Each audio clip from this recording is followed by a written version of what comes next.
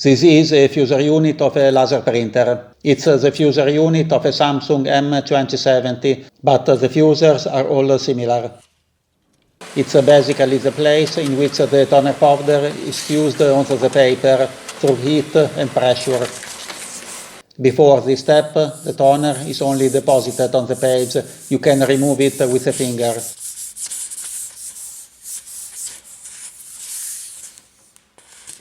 The sheet, with the toner powder on its surface forming text and pictures, passes through the two rollers of the fuser unit. One of the rollers, the lower roller, is soft. It has a purpose to press the sheet against the upper roller. The temperature of the upper roller can reach 200 degrees, so the toner powder is fused on the paper. The toner is basically plastic powder. How can the upper roller be so warm? The upper fuser roller is a hollow aluminum tube. Inside the roller there is a heater lamp, an incandescent halogen lamp. It's suspended in the center, so the roller is heated uniformly. The inner surface of the roller is coated to absorb light and heat. The outer coating is a fluorocarbon polymer such as Teflon. The other roller, the lower fuser roller, is just a metal shaft covered with silicone rubber.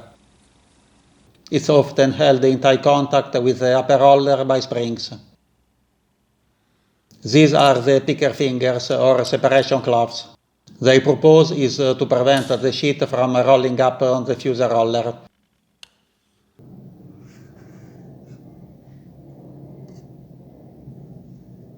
The other main components are the thermistor. It's usually held against the upper fuser roller just before the point where it will touch the paper. It is simply a resistor. It detects the temperature of the heated roller and controls the on and off of the lamp. The thermal fuse, or thermostat, is a thermal cutout which prevents the fuser overheating, cutting off the main power.